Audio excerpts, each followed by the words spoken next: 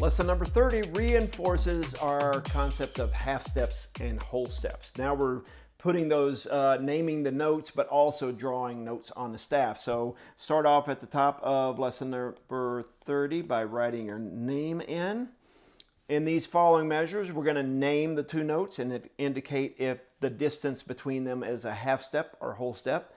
This is where you really need to be able to visualize your keyboard in your head. I have a keyboard on the page, but I didn't put in all the note names for you.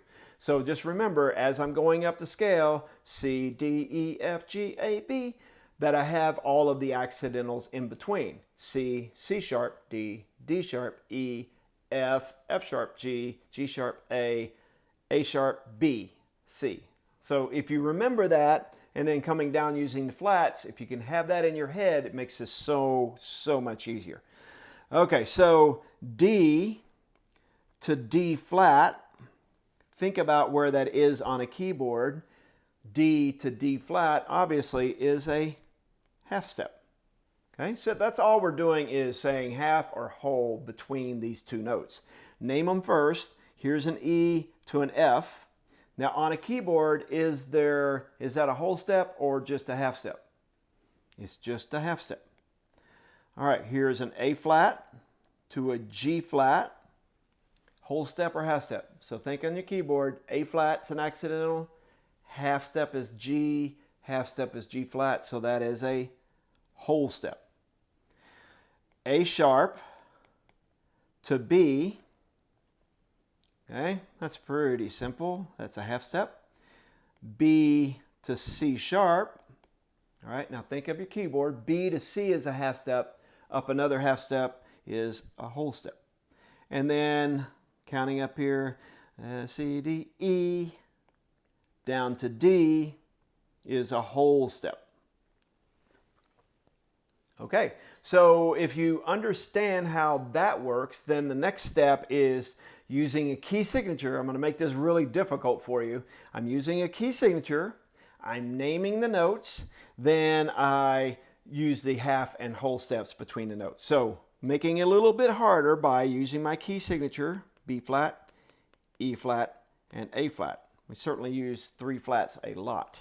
Okay.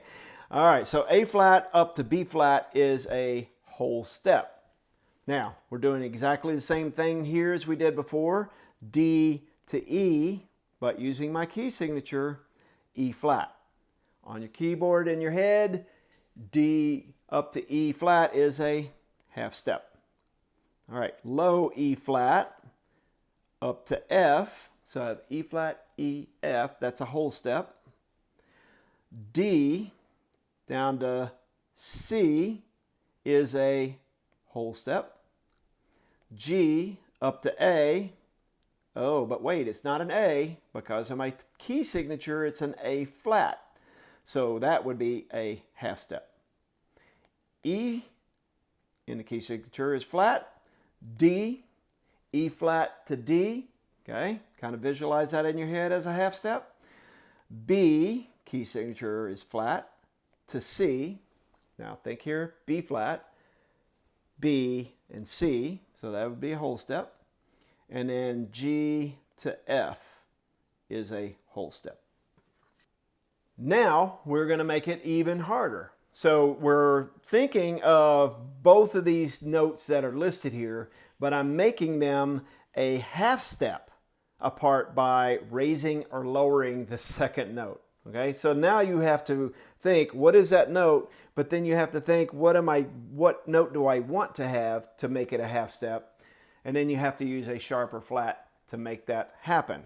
So for example, this note is an F, this note is a G. Now if I think on my keyboard in my head, that is a whole step. What I want to do is I want to make it a half step by changing this note. So how do I make that a half step? Okay, I'm going to add a flat. So F to G flat is a half step. So I'm changing the second note. I'm changing it to make it a half step from the first note.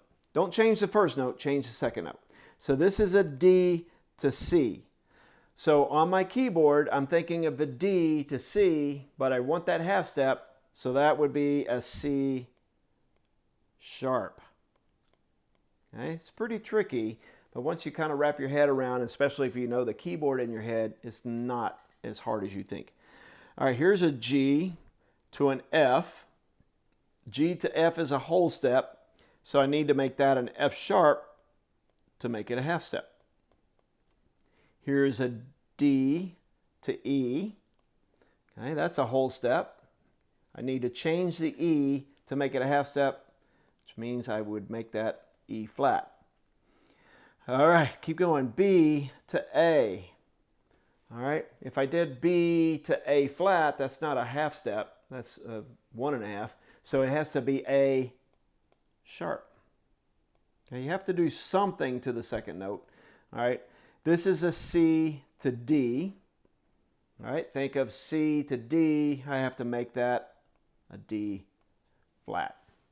All right, so that one's pretty tricky. You might have to pause the video, wrap your head around it, and then do it again, or, you know, try to figure it out. We're going to use that technique of changing a note to make it a half step or a whole step in a little bit in another lesson. But for now, I hope that you've got that down. If you did, let's move on to the second half of Lesson 30.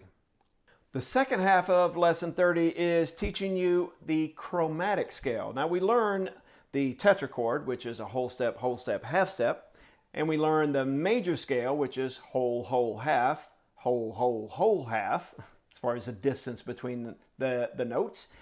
The chromatic scale is very simple on a keyboard, at least. Every distance is a half step. So all I'm doing on a chromatic scale is playing every single note on a keyboard. Now, very simple on a keyboard. Bum, bum, bum, bum, bum, bum, bum, bum, bum, bum, bum, bum, bum. Okay? Not as easy when you're having to remember all of the fingerings or slide positions, okay? I'll grant you that, but at least you'll understand what a chromatic scale is and how to name all of those notes by doing this. All right, so chromatic scale is made of tones that are always a half step apart. When you're going up a scale, you use the sharp note names. So let's write these sharp note names. So we're starting on C, C sharp, D. Now what I want you to do is, even though this is incredibly simple, I want you to think of the keyboard in your head, because thinking of that keyboard will make the things that we're going to do later a lot easier. Okay, so C, C sharp, D, D sharp, E, F, F sharp, G, G sharp, A sharp, B, C. So that's how a chromatic scale works going up. Now, when we're going down a chromatic scale, we use the flat note names. So instead of C, B, A sharp, A, we use the flat note names. C, B, B flat, A flat, G, G flat, F, etc., etc. All right, so on this exercise number 5, we are drawing in the note names of a descending chromatic scale that uses flat notes. So if we start off here, C, B, B flat, A. Now I have that in my head of the keyboard. When I get to A, here's the note G. So in between those two notes is an A flat. So then I draw in my A flat. This is a G.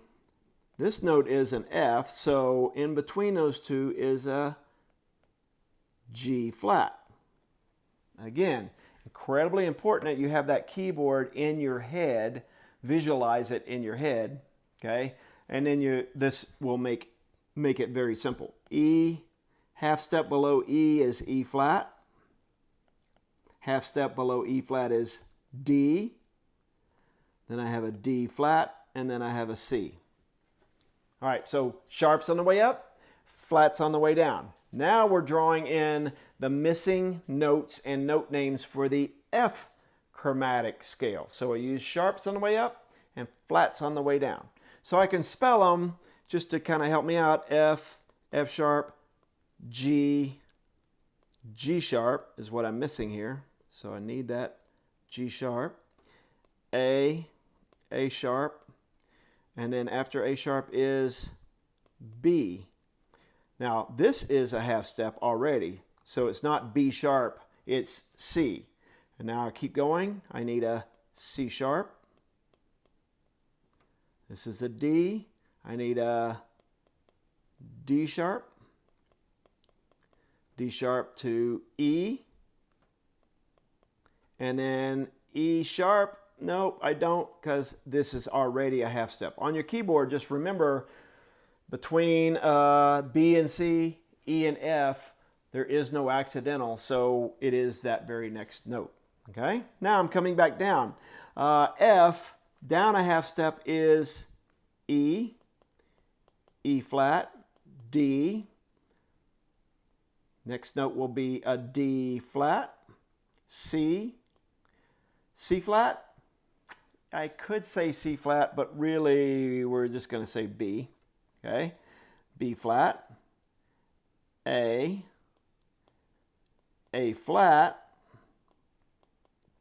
G, G flat, F. So if you really know your keyboard, okay, and you can visualize it, then composing a chromatic scale starting on any pitch is very simple. As far as the keyboard works, you're just going boom, boom, boom, boom, boom, boom, boom, boom, boom, boom, boom, boom.